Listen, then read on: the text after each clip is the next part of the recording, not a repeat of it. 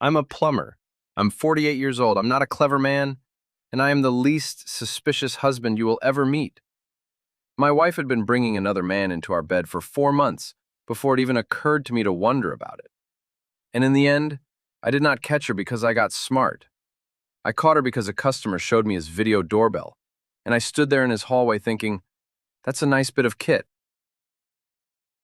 22 years, 3 children, all grown and gone, a house with the mortgage paid off, and a plan to retire early in South America, which we had already flown out to look at.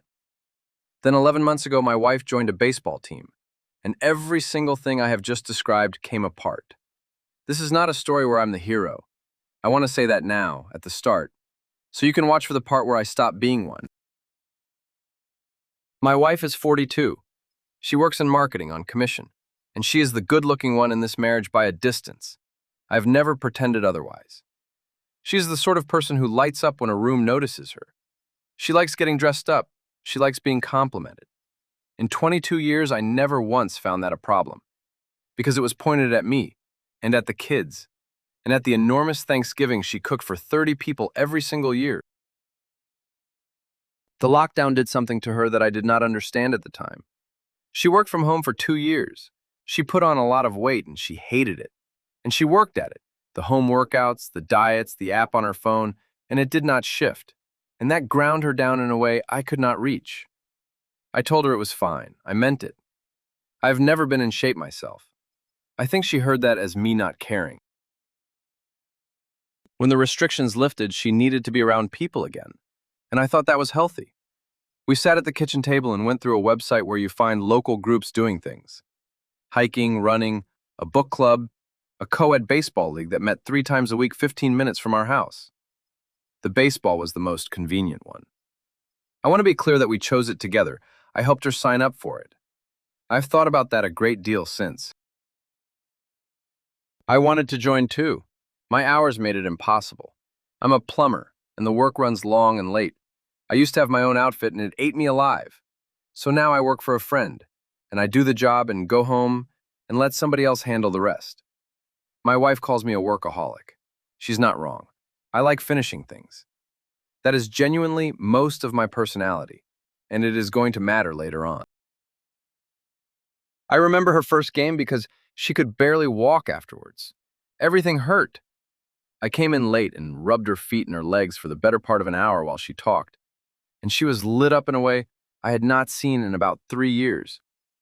She said she'd loved it, and I sat there thinking, well, that's the best $40 a month we've ever spent. 3 sessions a week. It was the right call. It was.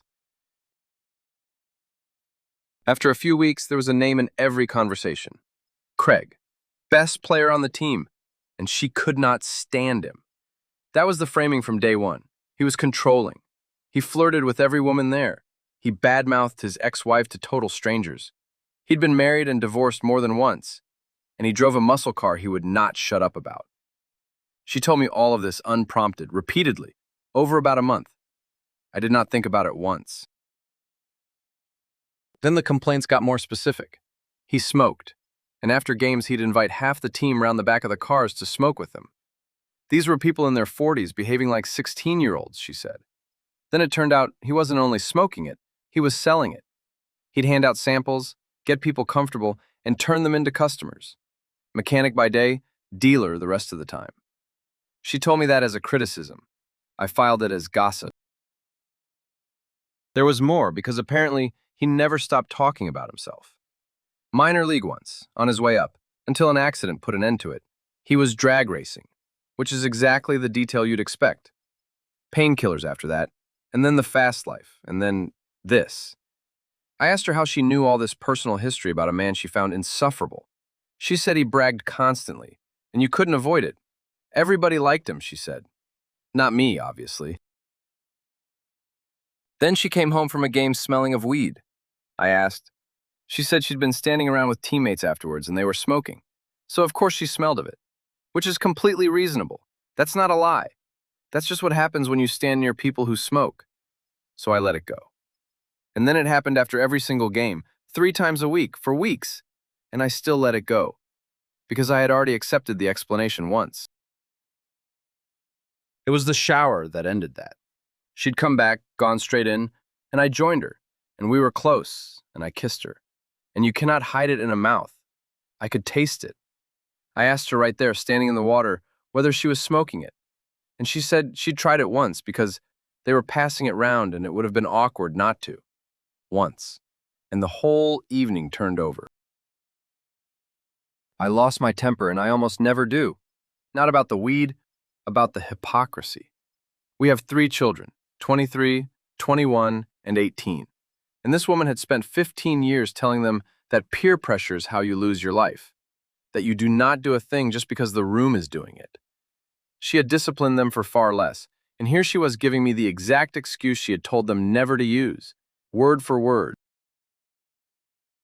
I asked her what she'd do if one of them came home and said that to her, and she told me to calm down. She said it was a one-off, that she hadn't even inhaled. She actually said that. And could I please not make it into something? So I stopped. I'm not a confrontational man. I'm not the disciplinarian in this family. I never have been. And she was not a person I recognized in that kitchen. I lay awake that night working out what was actually wrong, because the smoking genuinely wasn't it. If she'd come to me a year earlier and said she wanted to try it, I'd have shrugged. What kept me awake was that she had changed into somebody who could say that sentence with a straight face. Something had moved in her, and it had moved fast, and I did not know who had moved it. I had a guess. I did not follow the guess anywhere. She kept using it, and she built a routine around hiding it. Shower straight in the door, sportswear into the machine on its own cycle, teeth, mouthwash, mints in the car, and it never quite worked because it gets into hair and it stays there. I stopped mentioning it. I told myself that was keeping the peace. Really, I was banking it, holding something over her for the next time she took the high ground about anything. That is not a marriage. That's a ledger. Thanksgiving came and all 3 kids came home and my wife was not there. This is a woman who used to cook for 30 and send people away with foil parcels. She was gone the entire day. When she came in that evening, I asked where she'd been. Visiting friends. I pushed. She said her car had been playing up, so she'd taken it to Craig to look at. On Thanksgiving. Her car. I asked what was going on. She said she'd already told our daughter she'd be late and our daughter could handle the meal.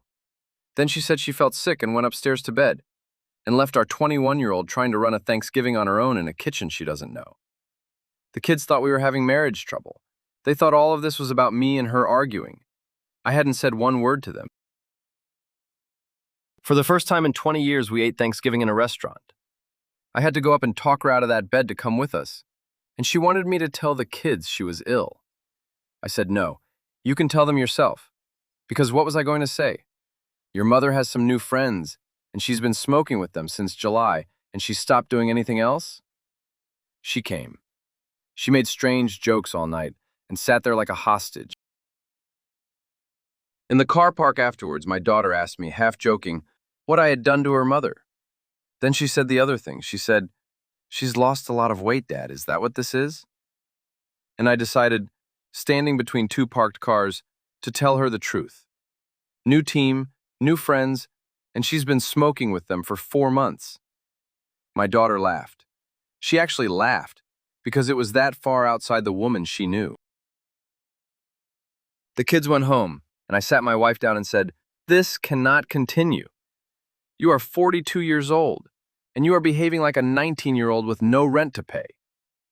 She agreed with everything and changed nothing, which I would come to know very well. And I want you to notice something about me at this point in the story.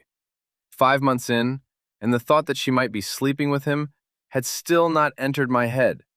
Not once.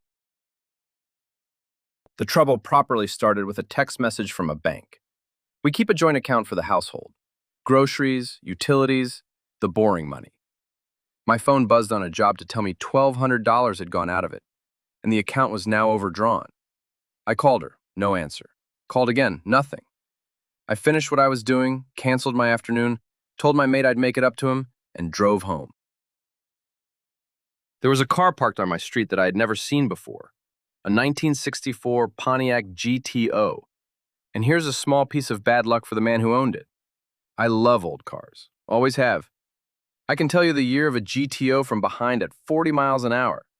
So it registered properly, the way a stranger's Honda never would have.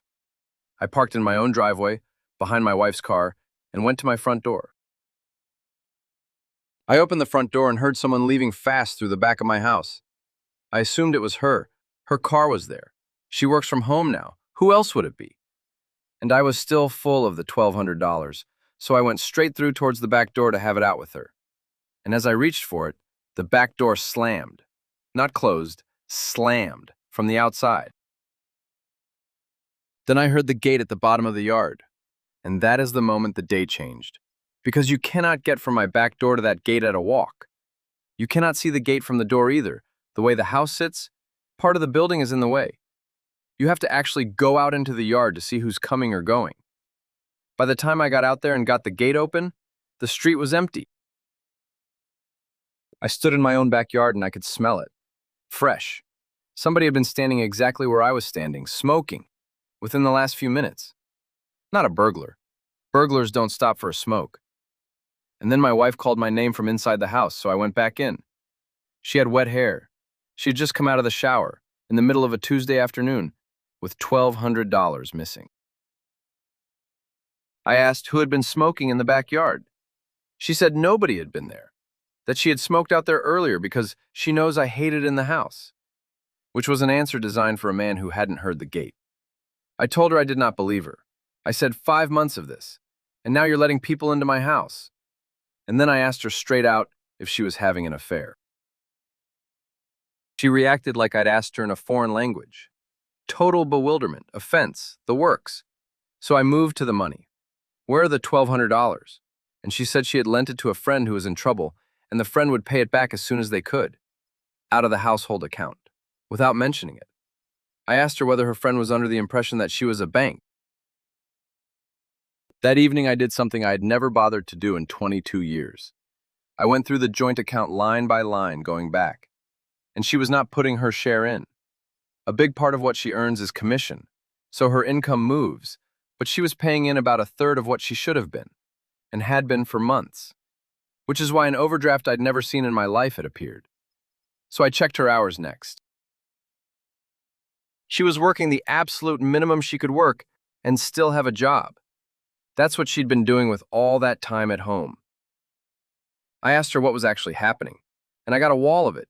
She was exhausted from training. She was exhausted from the games. And anyway, the kids were gone, so why did we need all that money? Which is a fair question, right up until you remember whose money was leaving the account. So I gave her an ultimatum, which is not something I do. I said, stop lending my money to your friends. Put your hours back and quit the team, the marriage or the baseball. And she detonated. I was insecure. I was jealous of her getting her figure back. I wasn't man enough. I should talk to somebody, because I was clearly the one having the breakdown. Then she told me she might think about my offer, and walked out of the room. We went at it most of that night, and I slept on the couch in my own paid-off house. The next day she didn't speak to me and didn't cook, which was the standard move.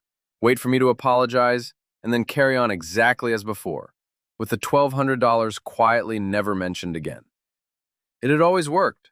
It had worked for 22 years. I lay on that couch and thought, this time, I'm not going to. The following day was a game day. She came past me while I was getting ready for work and announced, loudly to the hallway, that she would do exactly as she pleased, and I could not interfere with her happiness. I said nothing at all. I got dressed, I picked up my keys, and I drove to work. And on my lunch break, I sat in the van and called a divorce lawyer. I want to be honest about what that was. It was not a decision. It was a stunt. I had a separation agreement drawn up because I wanted to put a real document in her hands and watch her understand that she could lose all of it. The house, the kids' respect, the retirement, me. Call it a midlife crisis, call it whatever you want. I thought a stack of legal paper would shock her out of it. I picked it up after work. And you should understand the state I was in. I did not want her to sign it. That was the entire point of it. I was hoping she'd look at page 1 and cry and tell me she'd stop, and we'd throw it in the bin and be a bit careful with each other for a year. 22 years and 3 children, I still love my wife. That is the only reason a man does something that stupid. She came home late, and she wasn't dressed for a game. I'd been sitting in the living room with the folder for 2 hours. She walked past me without a word, straight through to the kitchen, still doing the silent treatment. So I got up, took the folder, went in after her, and handed her the papers to sign. And I have never in my life seen an expression like the one she gave me. Wide open, every bit of it real. She shoved me, then she threw the whole thing at my face, and the pages went everywhere. And she said she could not believe I would actually do this. And she went up those stairs crying, genuinely crying, saying over and over that I had started divorce proceedings when she hadn't even gone to the game. And I stood in my kitchen picking documents up off the floor, and I was smiling, because it had worked exactly as designed. That night my daughter rang me and asked why I was divorcing her mother over a baseball game. So my wife had gone straight to her, and that told me I'd won because I know that woman.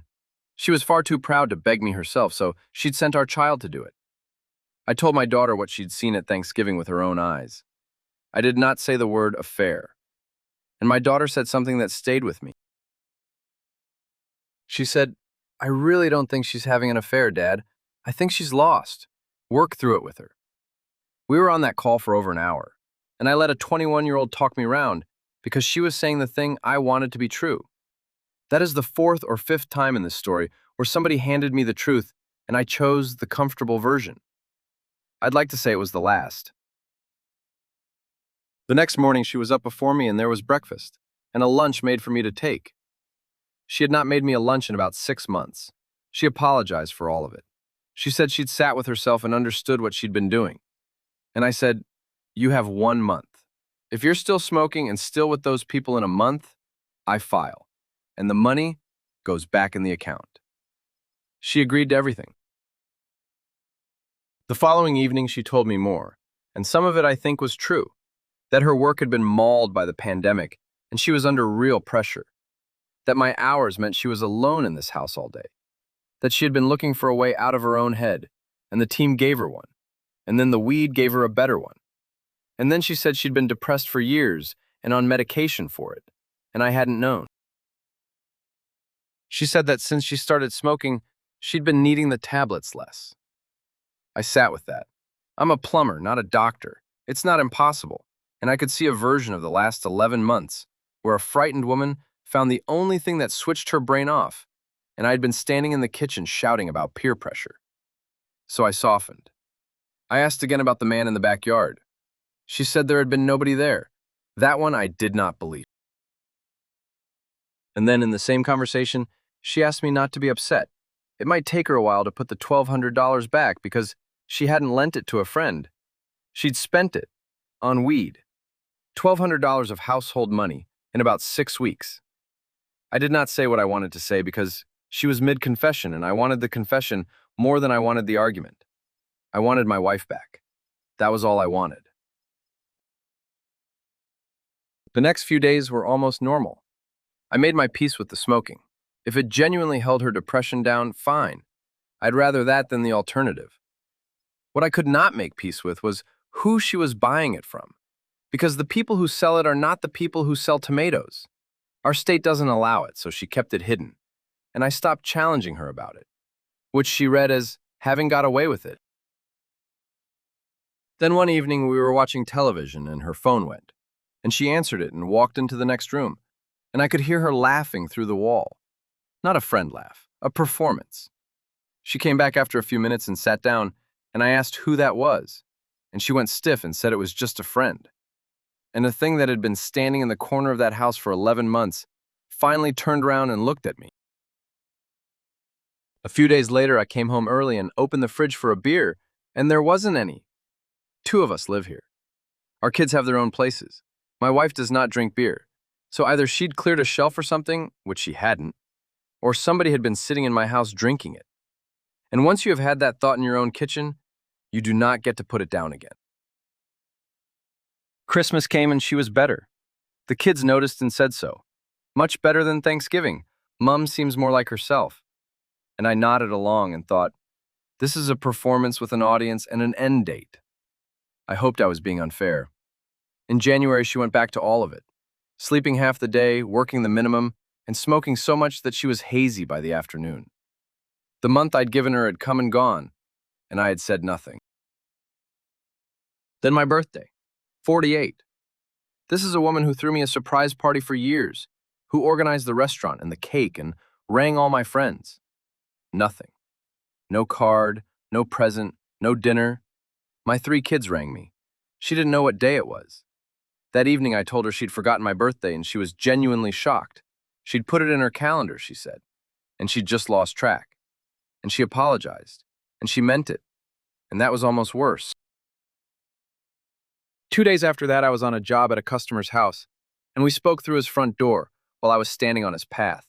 A video doorbell. I'd never seen one working. You see who's there in real time wherever you are, and it keeps the recordings. I stood on that path being a plumber and thinking like something else entirely. I bought one that afternoon. I fitted it myself that evening. It took me 20 minutes. She barely glanced at it. I have always been the man who brings home gadgets. She calls them my useless gadgets. And she is mostly right. A camera on the front door was exactly the kind of nonsense she expected of me. And that is the only reason it survived on that wall. It ran off our Wi-Fi. It pinged my phone on any motion. And it put everything it saw into the cloud, where I could watch it back whenever I liked. Day 1. I was under a sink with my arms in a cupboard when the first motion alert came in, and I did not get to my phone for over an hour. When I finally sat back and opened it, there was a man standing at my front door. He didn't knock. He didn't ring. My wife was already there holding it open. She let him in like a man who had been let in many times before. And I knew, in the way you know things too late, the runner from the backyard, the man drinking my beer, Craig from the baseball team, who she had spent a month telling me was the worst human being she'd ever met. I switched to the live feed and his car was still there, so he was still inside my house. I was 30 minutes away with half a bathroom pulled apart. I told the customer I had an emergency and I ran. He had been in there over an hour. I tried to watch the feed while I drove, which was useless. It froze, it buffered, it showed me my own hallway from a stupid angle, and after 2 near misses, I put the phone down and just drove. I have never wanted to arrive somewhere so badly in my life, and I want to say honestly that I had no idea what I was going to do when I got there. Only her car in the driveway. I went straight up to our bedroom and it was empty. The bed was wrecked. The air in there was thick and warm, and I could not tell you whether that was a shower or 2 people. I checked the wardrobe. I got down and checked under my own bed, which is a thing I never thought I would do at 48. Nothing. Nobody. And then I heard the back door go. I was halfway down the stairs going after him when she came out of her office by the kitchen. White robe, nothing else, hair wet, and she looked up at me with an expression I will remember for the rest of my life. Pure animal shock, like she was looking at something that had come through a wall. She said I'd frightened her. She asked why I was home. She asked why I looked like that. And standing on my own staircase, I made the only genuinely clever decision of the entire 11 months. I did not say it. Because I knew exactly how it would go. I'd accuse her, she'd deny it, I'd show her the doorbell footage of a man walking into my house, and she would tell me he came to fix her car, and I would have burned my only camera for nothing. So I swallowed it whole. I decided to catch her instead. I needed a reason to be in my own house. So I told her I'd come back for a tool, a Makita cordless hole punch, which is a real thing in which she has never in her life been able to identify. I went down to the basement, picked up the first thing on the bench, and came back up. And she was still standing exactly where I'd left her, in the robe, not moving. She could not work out what was happening. So I did the hardest thing I have ever done. I walked over to my wife, and I kissed her on the cheek, the way I do every time I leave the house. And close up to her, I could smell that she'd been smoking within the last half hour. I asked if she was all right, because she was acting strangely. She said yes. Then she walked me to the door and stood in it, watching me go to my van. I got into the van and I could not move. She was watching me from the half-open door, So I sat there and pretended to look at my paperwork, and I checked the recording. He had left before I got home. I had missed him by minutes again. And then my phone rang, and it was my mate asking why I'd walked off a customer's bathroom. So I said sorry, and I turned the van round, and I went back and finished the job. I do not remember much of that afternoon. Plumbing is in my hands. I can do it while thinking about something else entirely. And what I was thinking about was that my wife was willing to put 22 years and 3 children on the table for a man who sells weed out of a garage. I could not make the arithmetic work. I still can't. Whatever it was he had, it wasn't better than what we had. It was just newer. I could not go home. I sat in a bar I don't go to, drinking a beer I didn't want, and I made a shopping list. A GPS tracker for her car, so I'd know where she went. A hidden camera, so I'd know who came in. And that is the moment when I stopped being the man this happened to and started being the man doing it. I am not going to pretend that felt bad. It felt like getting my hands back. The electronics shop had nothing worth having, so I ordered the tracker and the camera online. But I did come out of there with 2 voice-activated recorders, the kind that sit still and do nothing until somebody in the room starts talking. One for our bedroom. One for her office, which is where the phone calls had started going. $40 each. It is genuinely frightening what $40 buys you now. I got home and she had made my favorite meal. She used to do that when she'd done something. It has been her apology since we were in our 20s, and she has never once known that I know that. So we sat and ate it, and I said it was unusual for her to cook. And she said she always cooks, and we both laughed at that. I have never worked so hard at anything as I worked at that dinner. Afterwards, it started coming up my throat, and I could feel myself about to say all of it. So I took the dog out instead. I walked that dog for an hour. I thought about ringing my daughter and telling her everything, and I decided not to, because my daughter cannot keep a secret to save her life, and she'd have had her mother on the phone inside the hour. So I told the dog. Then I went home and went to bed beside her. I could not sleep. I lay next to my wife in a bed I strongly suspected another man had been in that afternoon, and at about 2 in the morning I got up. I put one recorder in her office, behind the books. I put the other in our bedroom. Then I got back in beside her, and she rolled over and put an arm across me in her sleep, and I lay there under it until it got light. The next 2 days, nothing. She went for groceries and rang me to say so, which she had not done in months, and came back with bags. Nobody came to the door, and I started to worry that I'd frightened her into being careful, that she'd worked out the doorbell, and I'd traded my one advantage for a kiss on the cheek. On the evening of the 3rd day, I took the recorder out of her office, went out to the van, and pressed play. Hours of it. Hours of my wife on the phone to that man. And the first thing I learned is that she had stopped going to the baseball at all. The team was over. The team had done its job. It was just the 2 of them now, on the phone, most of every day, while I was under somebody's sink. I sat in my own driveway with an earphone in and listened to my wife be somebody I have never met. And most of it was logistics, which is the part nobody tells you about. Where can we go? He wanted to come to the house. She'd got frightened by me turning up. Not his place. Well, the girlfriend and 3 children under 10 are there. Not a hotel. He wasn't spending money on a hotel. He suggested a car park. She refused. A car park was beneath her. That was her line. A car park, no. Our bed, fine. So he pushed for the workshop, because they'd used the workshop before. And that is when I found out what Thanksgiving had actually been. She had not taken her car to be looked at. She had gone to that garage on Thanksgiving, while 3 of my children sat in my house, and his business partner had walked in on them. The partner was not pleased about it, understandably, and he was still pushing to have her back there anyway. And under all the logistics, there was a shape I did not want to look at directly. She wasn't buying it from him. Not really. She was getting it for nothing, or close to nothing, and the arrangement was the arrangement. $1,200 had gone somewhere early on, and after that the price had changed. I sat in my van in the dark with that for a long time. There is no version of that sentence I can say kindly. The next morning in the shower, I had the idea the whole thing turns on. She smoked every day, so she had a supply in my house. And if I found it and destroyed it, she would have to call him and get more. And I would decide when that happened instead of standing around waiting for a doorbell to ring. I would be setting the appointment. The only problem was that she was home all day, and it could be anywhere. Then the weekend solved it for me. My daughter was coming to see her mother, and the two of them always drive out to my mother-in-law's in the country and make a whole day of it. Once a month, every month, for years. So I had a house to myself in about 8 hours. My daughter asked me on the Friday how her mom was doing, and I looked her in the face and said, "Everything's fine." Saturday morning they left, and I took that house apart.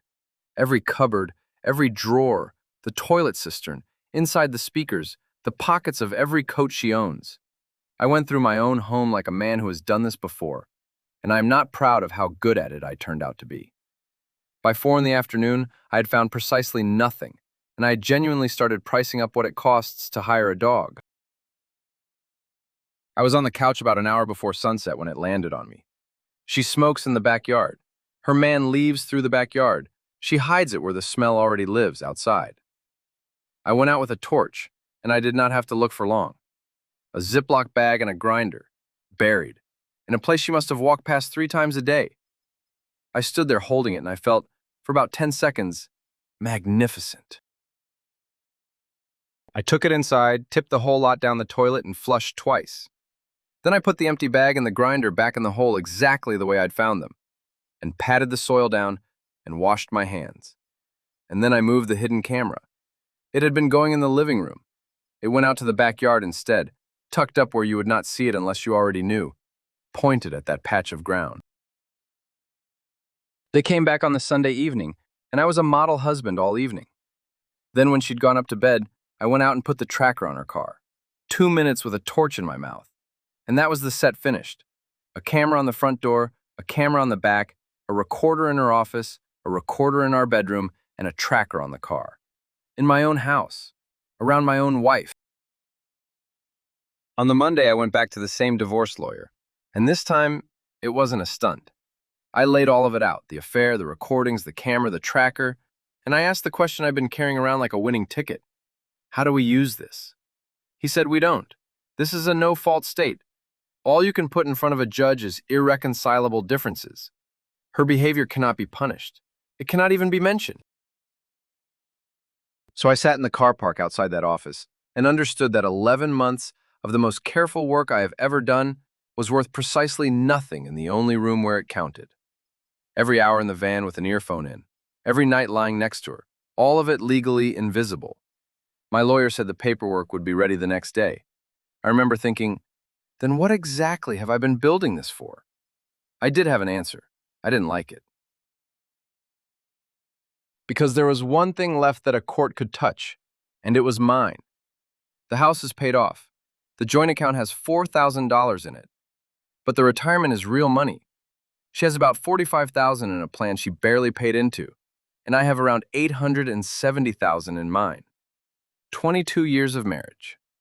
My lawyer's view is that the longer the marriage, the more evenly a judge splits exactly that. And that money had a name on it. 2 years ago, the pair of us flew down through Uruguay and Chile and Peru, looking at houses, working out where we'd go once the youngest was settled. That was the deal we made when we were 25. I work like this, she runs the house. We stop at 55 and we go and sit in the sun. Every long day I have ever worked was for that. She had checked out of it without telling me. The recordings did tell me one useful thing. She had no intention of leaving me for him. He asked her to, repeatedly, this man with a girlfriend and 3 small children at home, and she never said yes. She wasn't trading her life in for him. She just wanted the feeling 3 times a week, and she wanted the house and the retirement and the sun in Uruguay as well. She wanted the whole thing, both of the whole things. I also heard what she said about me, and I'm going to tell you because leaving it out would be dishonest, boring, unadventurous. She went into detail about me in bed and how I compared to him. And she used a phrase about how long I last that I'm not going to repeat and which is not accurate. I think she was feeding a 32-year-old's ego.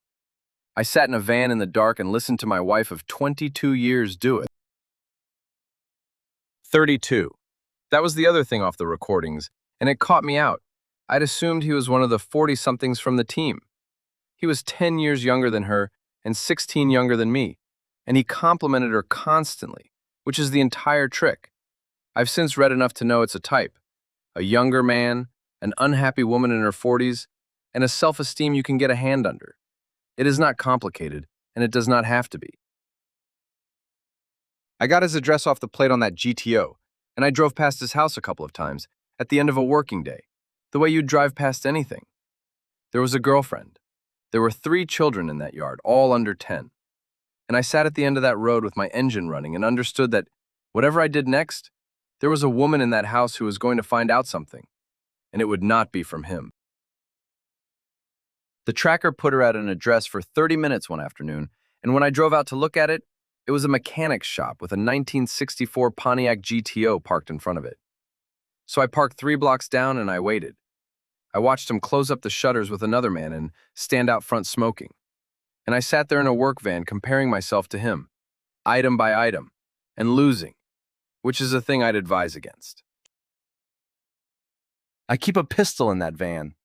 Legally and for the job, I've been in some bad basements, and I want to be straight with you about the worst 10 minutes of this entire story, because they happened in that van, 3 blocks from his shop, while he stood in the light of his own garage. I thought about it, properly in detail, the way you think about a job. What talked me out of it was not decency. It was that they'd have known it was me. He drove off and I followed him, because I wanted to know where he lived. He stopped at a restaurant and collected a woman. I assumed the girlfriend, and I took some photographs, which came out badly in the light. Then they went to an apartment building, and from about 30 feet I could see from the pair of them that she was not the girlfriend. So, a dealer, a girlfriend with 3 children, my wife, and now a 4th woman in an apartment. The next couple of weeks were the worst of it. Nothing happened. I watched her smoke in my backyard twice a day on a camera I'd hidden in my own garden. I listened to her on the phone, and I got frightened that she'd find the recorder or spot the camera, or that I'd simply run out of the strength to keep sitting at that table eating dinner she made me. I could not hold this for another month. She had weeks of supply left. So I stopped waiting and I forced it. She'd restocked after the first time and I'd let her. That night, once she was asleep, I went out with the torch and dug it up again, and I took more than half of what was in that bag, and I put the rest back exactly as it was. Not all of it. That reads as a burglary.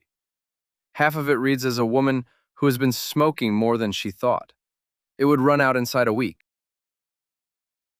Then I got everything else in order, because I knew what I'd just started.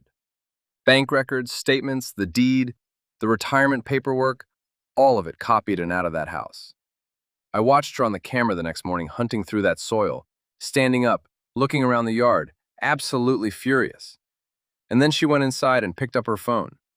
And I sat in a customer's driveway and watched my own trap close in real time. 2 days later, mid-afternoon, my phone went with a motion alert from the front door. It was him, and she had the door open before he was up the step. And this time, I was 15 minutes away. I put my tools down where they were, told the customer nothing at all, and I made it in under 10. I did not park in the driveway. I parked 2 houses down on the street, where a car means nothing. I sat in that car for maybe 40 seconds and did 3 things. I started my phone recording and hung it in my left shirt pocket, lens out. I took the pistol out of the glove box, and I decided deliberately and in words that I was not going to use it, that it was there because the man inside sells for a living, and I did not know what he carried. My plan was to hold him still and let the police do the rest. I did not go to the front door. I went round to the back, to the gate he had gone out of twice, because if he ran, that is where he was going, and I was not going to spend the rest of my life listening to that latch. I slid the bolt from the outside as quietly as I have ever done anything. Both the back door and the kitchen door were standing wide open. 20 minutes since the alert. Our house is open plan. From where I stood in my kitchen, I could see straight through into the living room, and they were on the couch, and there was no question at all about what was happening. I had rehearsed this in a van for 11 months, and I had never once got as far as this. I had my keys in one hand, I dropped them on the tiles, and both of them turned round, and that is where the story stops being about a marriage. I told them to get on the floor. I do not remember choosing the words. I have listened to that recording since, and the voice on it is mine, and I don't know it. He went straight down, halfway into his trousers, and I told him to stop dressing and put his hands out flat where I could see them. My wife got a robe around herself and started saying, it wasn't what it looked like. I told her to get down next to him. Then I rang the police. I told the dispatcher that there was a dealer in my house selling to my wife, and that I had both of them on the floor at gunpoint. She told me to do nothing else and wait. So I walked over and opened my front door wide, so that 4 officers would not have to come through it, and I went back and stood where I could see them. On the table beside the couch there was a bag of weed. It was about 5 minutes. It was the longest 5 minutes of my life. She was on the floor of our living room apologizing and telling me that Craig meant nothing to her, and he had started begging me not to hurt him. And I was standing over the pair of them in my work clothes, holding a gun in my own house at 4 in the afternoon. That is the picture.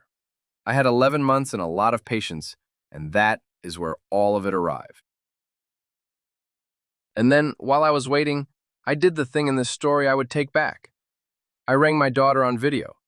My wife begged me not to. I did it anyway, and I turned that phone around, and I made a 21-year-old look at her mother on the floor of the living room she grew up in, and I explained it while she cried. I told myself she deserved the truth. She did. She did not deserve it delivered like that, by me at that moment. Then the cars came into my driveway, and I lowered the gun and put it on the counter and went to meet them at the door with my hands where they could see them. 2 officers, then 2 more. 4 of them in 2 cars, in the end 3. I gave them the whole thing at the door while my wife sat up off the floor in a bathrobe. And the first thing they dealt with was the bag on the living room table. And this was almost funny. He told them it was hers. She told them it was his. Back and forth in front of 4 police officers, each of them insisting the other one owned it, which is 2 people cheerfully incriminating themselves in turn. They could not establish whose it was, so they detained both of them. In hindsight, I should have said it was my wife's. You will see why in a minute, and it is the one tactical mistake I made all year. They put my wife in the back of one of the cars and let her get dressed properly. Every officer on my driveway was a man, and she went out of my front door in a bathrobe in front of all of them in half the street. I felt something about that which I did not expect to feel, and it was not satisfaction. It was closer to shame. She had made herself a matter of public record, and I had made the phone call that filed it. The bag on my table weighed about 4 ounces, which one of them told me quietly was close to a felony here. But if it turned out to be my wife's, a judge would likely knock it down to simple possession, which is exactly what I did not want, because by that point, I did not care what happened to her. I wanted everything the law had to give thrown at the man who had been walking in and out of my back gate for 4 months. They walked him out to the GTO and he refused the search, said they needed a warrant. And the officer explained very patiently that they had probable cause because he had already told 4 policemen in my living room that the weed was his and he had given it to my wife, which is an admission of supply. More cars arrived, then a dog unit. It looked like a major operation on a quiet suburban street, and it was, in the end, about a marriage. They found about 4 pounds in that car. Not 4 ounces, 4 pounds. That is a state jail felony here, and it carries a minimum of 180 days, up to 2 years, and a fine up to $10,000. He had a record already, which is why every officer in the city seemed to want to be on my driveway that afternoon. They charged him over what was found in my house and took him away. His mate came for the car later. I asked them to charge him with trespassing as well, and they explained why they couldn't.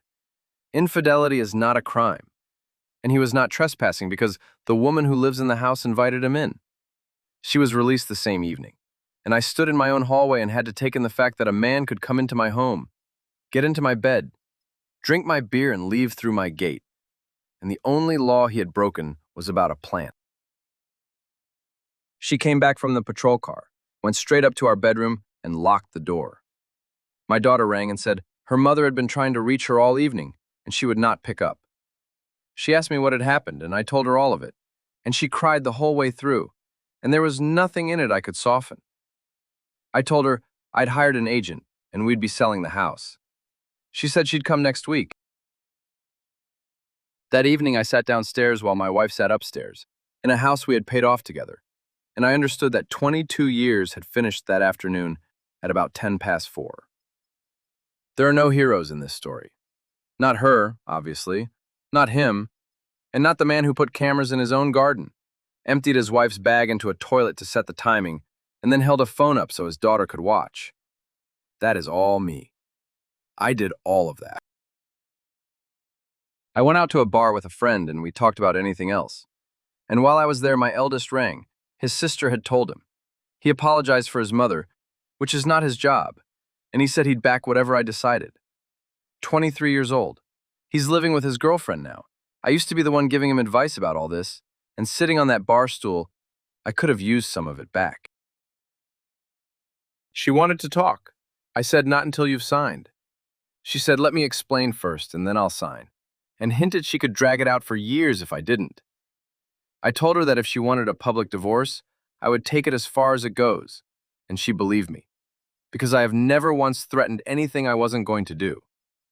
Then she asked me to explain the terms, so I did. We sell the house and she takes 60% of it. She keeps the $4,000 in the joint account, and in return, she makes no claim of any kind on my retirement, and we do this quietly. 60-40, in her favor, on the only asset she'd actually helped build, and not $1 of the $870,000 that was going to be Uruguay. She thought about it for a while and she said that was fair, and she signed. Then she wanted to tell me how it had started and how far it had gone, and I told her I already knew, all of it. The cameras, the recorders, the calls, the car park she wouldn't go to, the workshop at Thanksgiving. I told her where she'd buried her bag and who had been emptying it. She went completely silent. She cried, and I think some of it was for me and some of it was for a jury, and I didn't need any of it. That was 2 weeks ago. 76 days until it's final. The house hasn't sold, but there are 2 people interested. We're still living in it in separate rooms, passing each other on the landing. My daughter isn't speaking to her mother, and I'm the one carrying messages between them, which is not a job I applied for. My son's talked to her, but something's gone, and he's out on bail, waiting on a court date, and I hope he gets the 2 years.